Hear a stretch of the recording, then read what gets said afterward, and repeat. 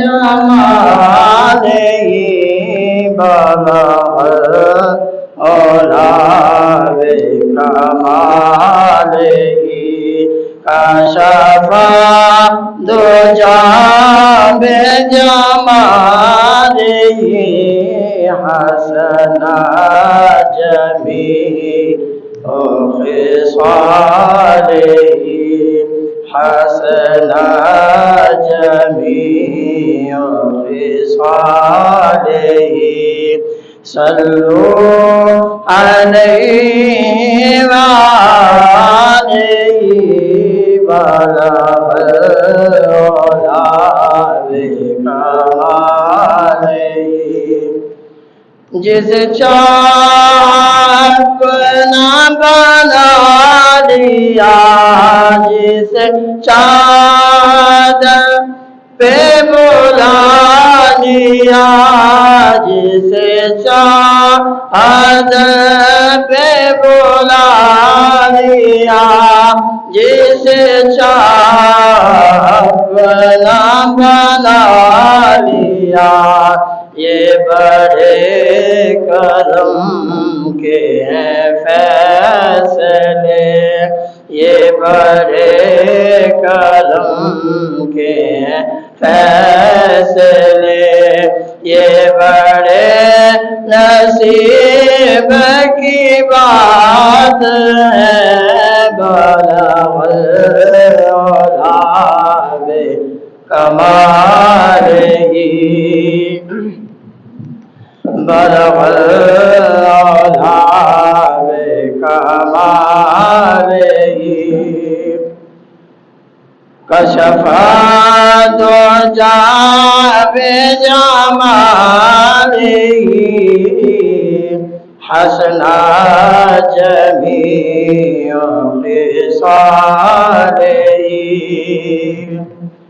جب بزرگان دین نے یہ کلام لکھا بلغ العلا بکمالہ کشف الدجى بجمالہ حسنت جمیع خصالہ تین جملے مکمل ہوئے اور آخری جملہ ذہن میں نہیں آ رہا تھا کہ میں آخری جملہ کیا لکھوں سوچتے سوچتے سو گئے جب آنکھ لگی دل کی آنکھ کھل گئی مدینے کے تاجدار والضحیٰ کے مکھڑے والے محبوب نے اپنا دیدار کرایا آقا نے دیدار کرا کر فرمایا اے بصیری یوں کیوں نہیں کہتے کہ صلو علیہ وآلہ یعنی تین جملے اللہ کے ولی نے لکھے ہیں اور چوتھا جملہ آمنہ کے لال نے ادا فرمایا ہے معلوم ہوا جب اللہ کے محبوب کے ساتھ محبت ہوتی ہے فرمایا جب لکھنے والا لکھتا ہے اگر جملہ نہ آئے تو حضور آ جاتے ہیں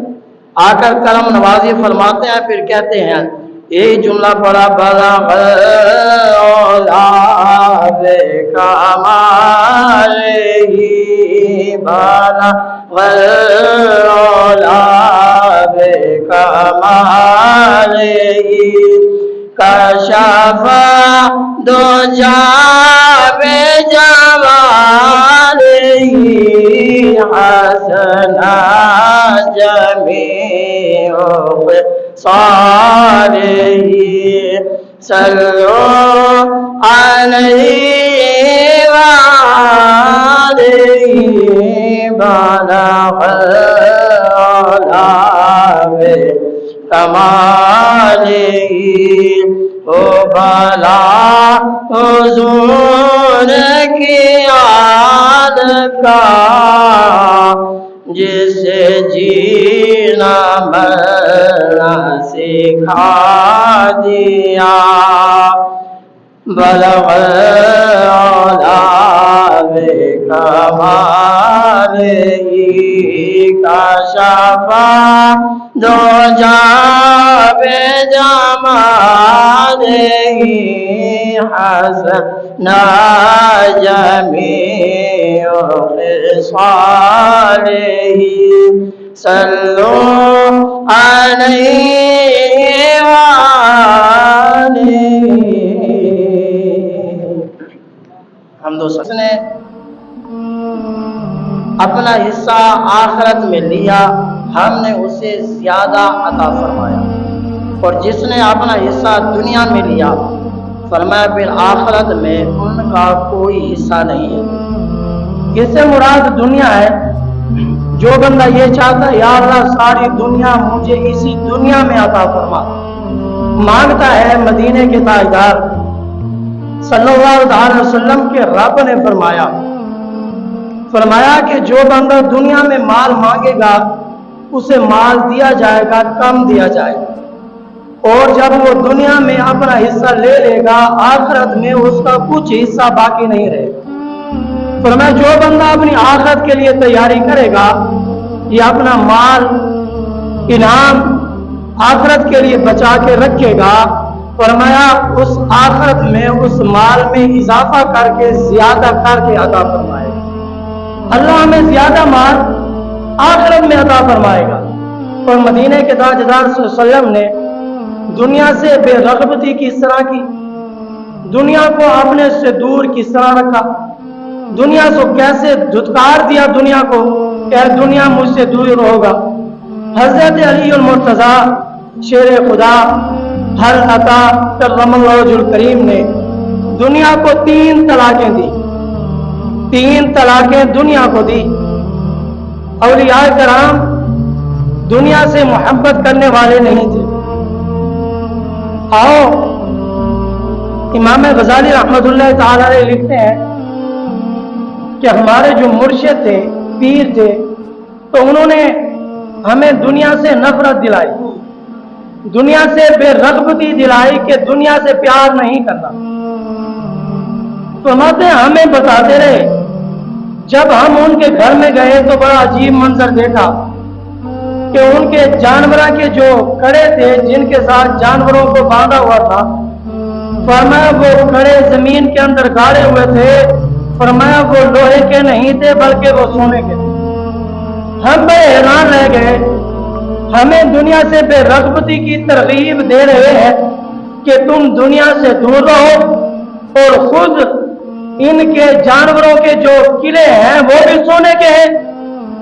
فرمایا جب پہنچے نا وہاں، ہمت کر کے اپنے مرشد کریم کی بارگاہ میں پہنچے، پہنچ کر عرض کی، علیجا عرض یہ ہے کرم نوازی فرمائے ہمیں آپ بتاتے ہیں کہ دنیا سے دور رہو، خود آپ کے جانوروں کے قلعے بھی سونے کے ہیں، ہمیں کہتے ہو دور رہو، آپ کے دروازے سے اندر داخل ہو تو سونا ہی سونا نظر آتا ہے۔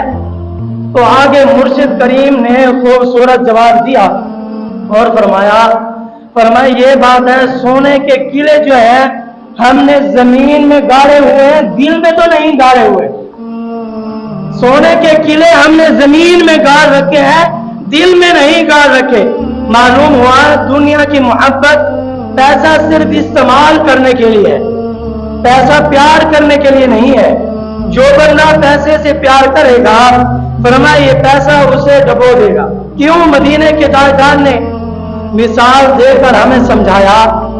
فرمایا یاد رکھو کہ جب کشتی پانی میں رہتی ہے، آپ بھی تیرتی ہے، دوسروں کو بھی تراتی ہے۔ فرمایا اگر وہی پانی کشتی کے اندر آ جائے، کشتی خود بھی ڈوب جائے گی، دوسروں کو بھی ڈبو دے گی۔ اس لیے دنیا استعمال کرنے کے لیے، اگر دنیا ہاتھ تک رہی تو استعمال کرتے رہے، ٹھیک ہے۔ جب یہ دنیا دل میں آ گئی فرمایا پھر یہ دنیا تمہیں بھی تباہ کر دے گی، فرمایا تمہارے مال کو بھی تباہ کر دے گی۔ دنیا صرف استعمال کرنے کے لیے ہے، دل میں محبت پیدا کرنے کے لیے نہیں ہے۔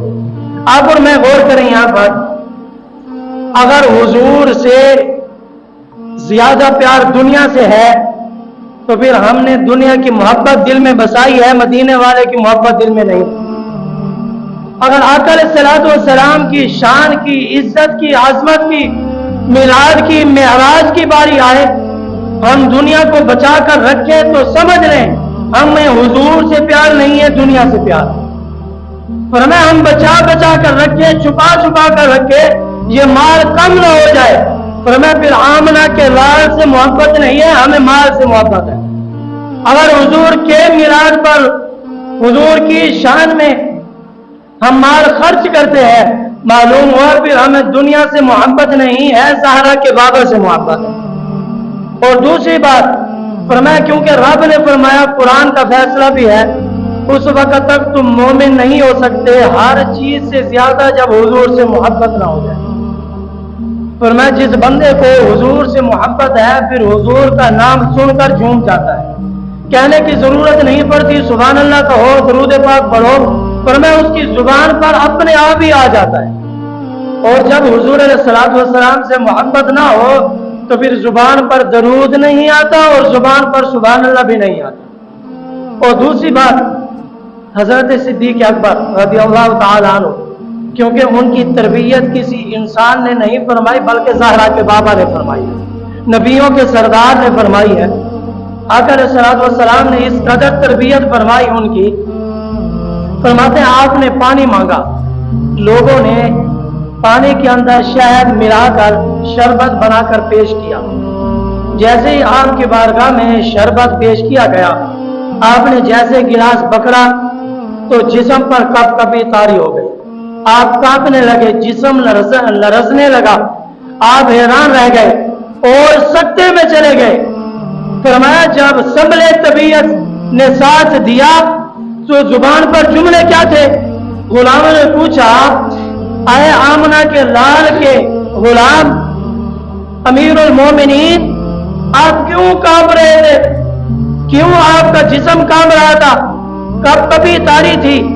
آپ نے فرمایا مجھے آقا علیہ الصلوۃ والسلام نے ایک دن میں مدینے کے تاجدار صلی اللہ تعالی علیہ وآلہ وسلم کے ساتھ سفر کر رہا تھا، آقا علیہ الصلوۃ والسلام کو دیکھا، آقا علیہ الصلوۃ والسلام کسی چیز کو دھتکار رہے ہیں، حضور کہہ رہے ہیں مجھ سے دور ہو جا، دفع ہو جا، انہیں ہٹا رہے ہیں۔ میں نے ہاتھ جوڑے عرض کی یا رسول اللہ فدا کا امی بابی، ہمارے ماں باپ آپ پر قربان ہو، مہربانی فرمائیں، مجھے کوئی چیز نظر نہیں آ رہی، آپ کس چیز کو پیچھے ہٹا رہے ہیں، دھتکار رہے ہیں، مجھے نظر نہیں آ رہی۔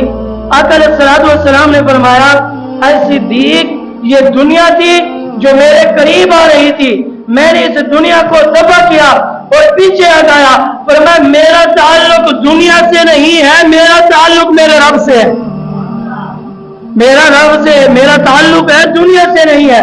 فرمایا اے صدیق میں دنیا کو بھگا رہا تھا۔ اور پھر صدیق اکبر نے کہا اگر میں یہ شربت والا پانی پیوں کہیں میں بھی اس دنیا کی عیش و عشرت کے اندر کہیں مبتلا نہ ہو جاؤں۔ آپ اور میں غور کریں، جو زہرا کے بابا سے تربیت یافتہ صحابہ تھے انہوں نے میٹھا پانی پینا بھی پسند نہیں فرمایا، فرمایا کہیں ہم سے اس پانی کے بارے میں نہ پوچھا جائے، فرمایا اس لیے میں نہیں پیتا، پانی مانگا ہے پانی لے آؤ، شربت کی ضرورت نہیں ہے۔ معلوم ہوا زہرا کے بابا نے جو تربیت کی تھی صحابہ نے اس پر عمل کر کے بتایا، فرمایا مجھے اپنے حال، اپنے دل، اپنی بات پر مزہ نہیں آتا، فرمایا زہرا کے بابا پہ کلام پر مزہ آتا ہے۔ ہم اپنی بات پر عمل نہیں کرتے، اگر میں یوں کہوں غلط نہ ہوگا، فرمایا ہم اپنی طبیعت پر عمل نہیں کرتے، نبی کی شریعت پر عمل کرتے ہیں۔ اور دوسرے خلیفہ امیر المومنین حضرت عمر فاروق رضی اللہ تعالی عنہ آقا علیہ الصلوۃ والسلام کی بارگاہ میں بے کس پناہ میں حاضر ہوئے۔ بڑا عجیب منظر دیکھتے ہیں، آج ہم بڑے عیش و عشرت کے ساتھ نرم بستر پر سوتے ہیں اور ہمیں کوئی خوف نہیں ہوتا، فرمایا ہم کس قدر دنیا میں غافل ہو گئے ہیں۔ آپ اور میں تھوڑا سا غور کریں، زہرا کے بابا نے جو تربیت فرمائی، حضرت فاروق اعظم آئے، میرے نبی کو دیکھا، میرے نبی چارپائی پر تشریف فرما ہے، آقا علیہ الصلوۃ والسلام چارپائی سے اٹھے تو حضرت فاروق اعظم نے دیکھا میرے محبوب کے جسم مبارک پر، فرمایا اس چارپائی کے وان کے نشان پڑے ہوئے تھے۔ حضرت سے ابو بکر، حضرت عمر فاروق رضی اللہ تعالیٰ عنہ کی آنکھوں میں آنسو آ گئے اور رونے لگے، ہاتھ جوڑے، عرض کی یا رسول اللہ مہربانی فرمائے ہمیں اجازت دیں، ہم اس چارپائی پر بستر بچھاتے ہیں، چادر بچھاتے ہیں، آقا علیہ الصلوۃ والسلام نے فرمایا اے میرے غلام رو کیوں رہا ہے؟ فرمایا یا رسول اللہ کیسر و کسرا کے بادشاہوں کو دیکھا وہ نرم بستر پر سوتے ہیں، اعلیٰ جگہ پر سوتے ہیں، فرمایا وہ بادشاہ ہیں، آپ تو شہنشاہ ہیں، بادشاہوں کے بھی بادشاہ ہیں، نبیوں کے نبی ہیں، فرمایا آپ جد الانبیاء تاجدار ہر عطا ہیں، یا رسول اللہ آپ کے لیے اچھا بستر ہو، اچھی جگہ ہو، میں اس لیے رو رہا ہوں۔ حضور نے بلایا، فاروق اعظم کو سینے سے لگا کر فرمایا اے فاروق اعظم تو اس بات پر خوش نہیں ہوتا؟ فرمایا اللہ نے دنیا کافروں کو دنیا میں عطا فرمائی ہے، ہمارا حصہ آخرت میں رکھا ہے۔ فرمایا اللہ ہمیں آخرت میں عطا فرمائے گا، ہمیں دنیا میں نہیں چاہیے۔ حضرت فاروق اعظم رو پڑے، یا رسول اللہ یہ نشان ہم سے دیکھے نہیں جاتے۔ فرماتے ہیں پھر آگے خوبصورت واقعہ مفسرین کرام لکھتے ہیں، حضرت عبداللہ بن مسعود رضی اللہ تعالی عنہ فرماتے ہیں، یہ ترمذی شریف کی حدیث مبارکہ ہے، آپ فرماتے ہیں آقا علیہ الصلوۃ والسلام نے میں نے دیکھا حضور چٹائی پر سو رہے ہیں، حضور چٹائی پر، میں قریب آیا دیکھا تو حضور کے جسم پر نشان ہے۔ میں نے کہا یا رسول اللہ اوپر سو جاتے، یا رسول اللہ ہمارا دل کرتے ہمیں اجازت دے ہم آپ کی خدمت کریں، اچھے سے اچھا بستر، اچھے سے اچھے کھانا، سب کچھ آپ کی بارگاہ میں پیش کریں۔ آقا علیہ الصلوۃ والسلام نے ارشاد فرمایا میرا دنیا سے کوئی تعلق نہیں ہے، میرا تعلق آخرت سے ہے۔ حضرت علی المرتضیٰ کا یہ قول لکھ لینا دل کی تختی پر۔ فرمایا مفسرین کرام لکھتے ہیں، مولا علی کہتے ہیں آپ گھوڑوں پر سوار ہو کر چلیں گے، ساری دنیا تلاش کریں گے، فرمایا میرا یہ قول آپ کو کہیں بھی نہیں ملے گا، میری یہ نصیحت آپ کو کہیں بھی نہیں ملے گی۔ فرمایا یہ لکھ لو، فرمایا دنیا جا رہی ہے، آخرت آ رہی ہے۔ ہمیشہ انسان آنے والے کا استقبال کرتا ہے، جانے والے کے پیچھے نہیں بھاگتا۔ فرمایا یہ دنیا جا رہی ہے، دنیا کے پیچھے نہ بھاگو، آخرت کی تیاری کرو۔ اور جو بندہ اپنا حصہ آخرت میں چاہتا ہے، قرآن گواہ ہے من کان یرید حرث الآخرہ، فرمایا جو بندہ آخرت میں حصہ چاہتا ہے اللہ اس کے حصے کو بڑھا کر عطا فرماتا ہے، اور جو دنیا میں چاہتا ہے تھوڑا سا حصہ دے کر پھر آخرت سے اس کا حصہ ختم کر دیا جاتا ہے۔ حضرت اسامہ بن زید رضی اللہ تعالی عنہ میرے نبی کریم صلی اللہ علیہ وسلم کے غلام ہیں، اور میرے نبی کے غلاموں حضرت اسامہ بن زید رضی اللہ تعالی عنہ محبوب علیہ الصلوۃ والسلام کے ساتھ ہیں۔ آقا علیہ الصلوۃ والسلام آخری حج کرنے کے ارادے سے سفر کر رہے ہیں۔ آقا علیہ الصلوۃ والسلام نے سفر کیا، سفر کرتے کرتے فرمایا روحما، یہ ایک مقام ہے مدینے کے تاجدار، جب وہاں پر پہنچے بڑا عجیب منظر دیکھا۔ آقا علیہ الصلوۃ والسلام سواری پر سوار ہیں، سفر کر رہے ہیں، راستے میں آتے ہوئے ایک عورت کو دیکھا۔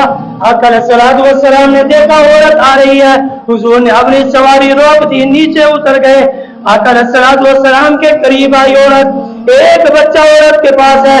آقا علیہ الصلوۃ والسلام کی بارگاہ میں ہاتھ جوڑے عرض کیا یا رسول اللہ صلی اللہ تعالی علیہ وسلم مہربانی فرمائیے میرا بچہ جب سے پیدا ہوا تب سے یہ بیمار ہے، فرمایا اسے مرگی کا دورہ پڑتا ہے، یہ بیمار ہے، فرمایا اسے اللہ نے صحت عطا نہیں فرمائی، یہ بیمار رہتا ہے، صحت نہیں ہے۔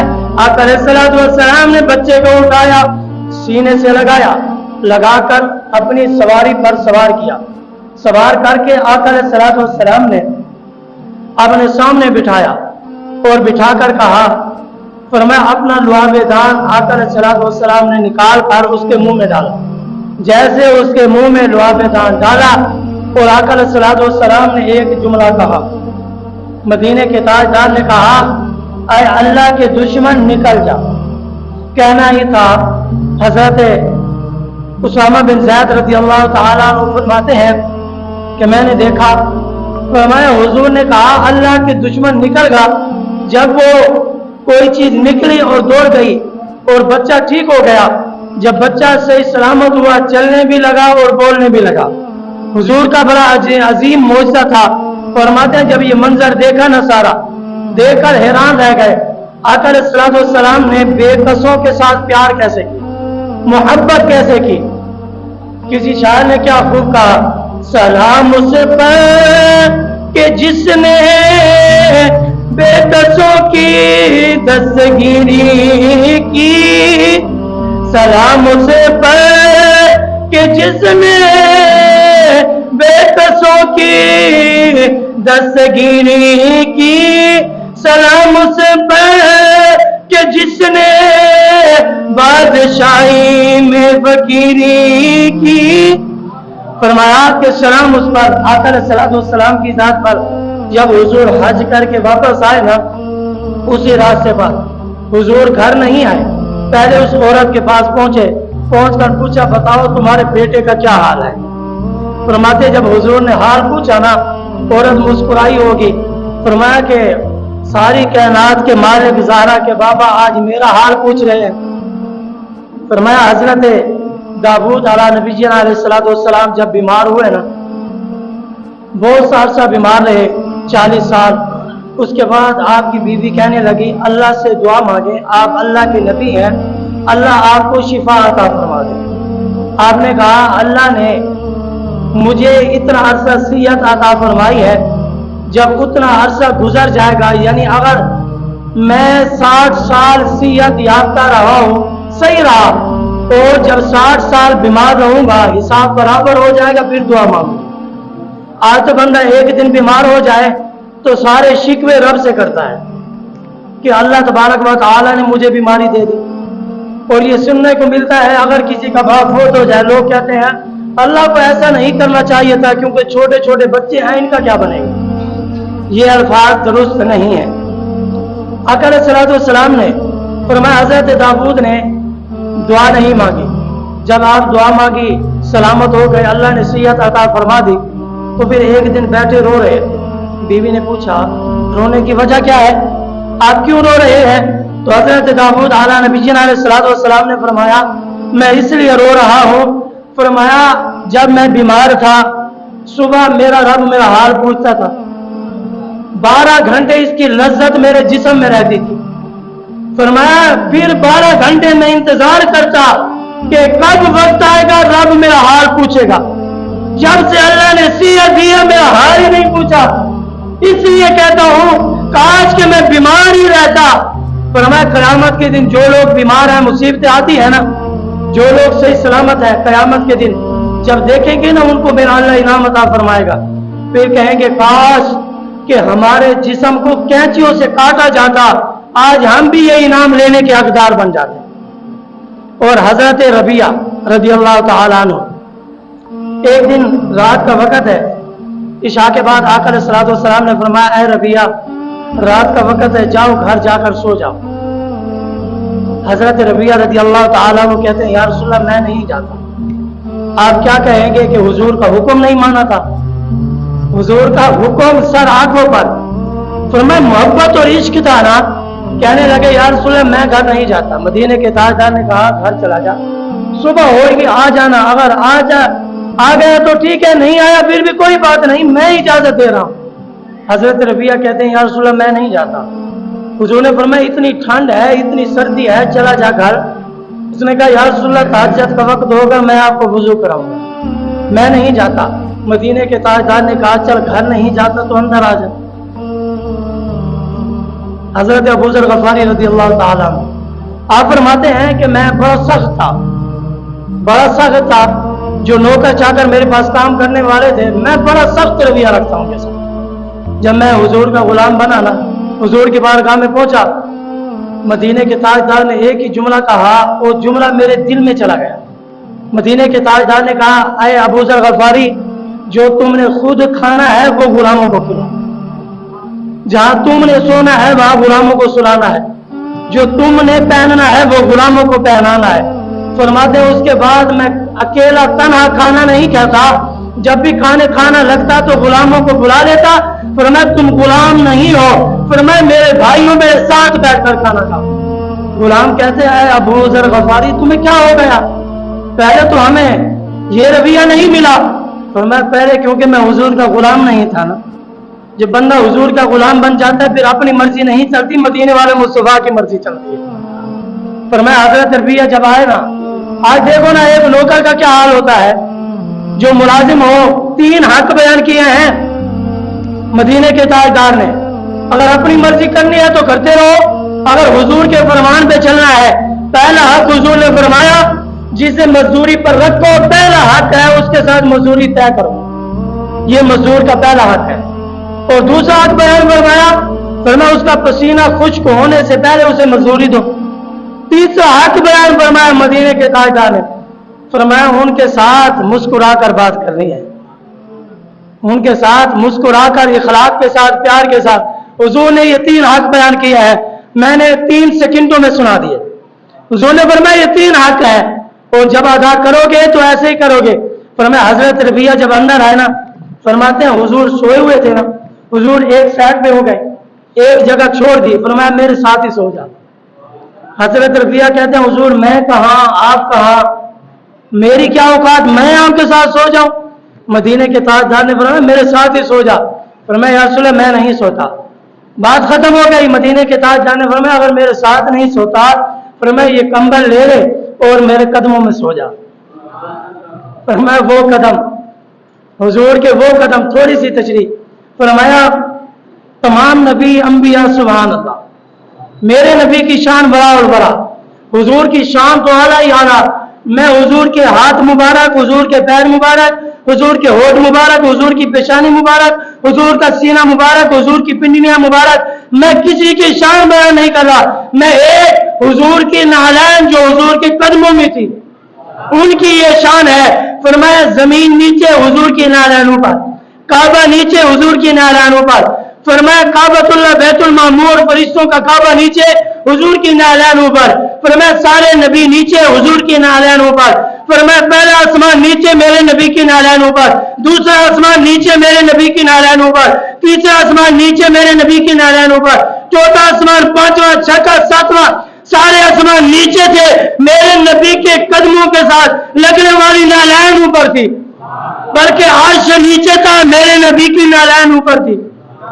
حضور کی نالین مبارک کا یہ شان ہے، حضور کے ودعا کے مکڑے کا شان کا عالم کیا ہوگا. حضرت ربیہ کہتے حضور کے قدموں کے ساتھ سو گیا اور کمبل اوپر کیا.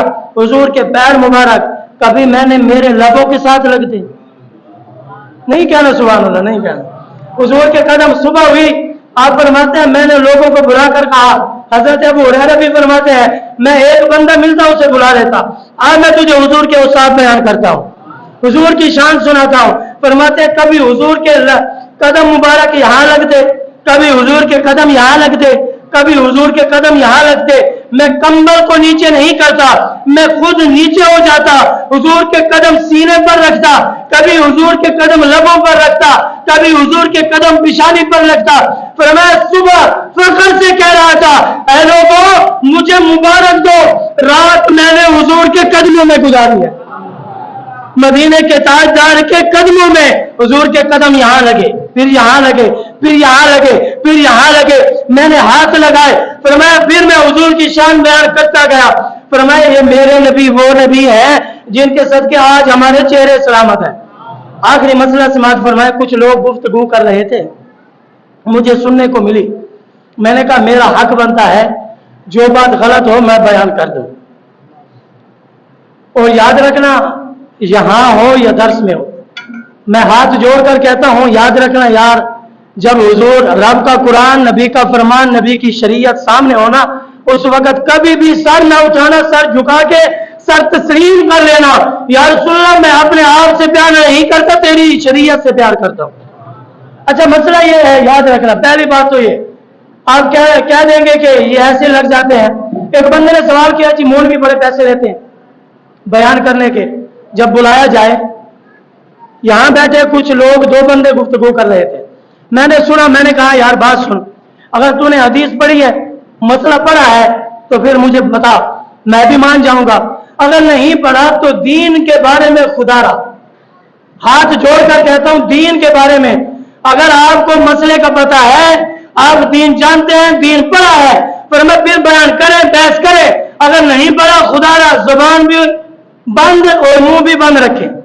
اس نے کہا کہ دیکھو بڑے پیسے لیتے ہیں، پیسے لینا کہاں شریعت میں جائز ہے، اور دیکھو جی یہ مولوی بڑے پیسے لے کر آتا ہے، یہ پیسے لیتا ہے، یہ اس چیز کے پیسے لیتا ہے، بیان کے پیسے لیتے ہیں، قرآن کے پیسے لیتے ہیں.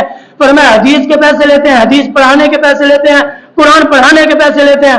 اگر کوئی دیکھنا چاہے صحیح بخاری شریف حوالہ میرے پاس موجود, جمعے کے بعد دیکھ لیں, میں دکھانے کے لیے تیار ہوں, منوانے کے لیے تیار نہیں ہوں.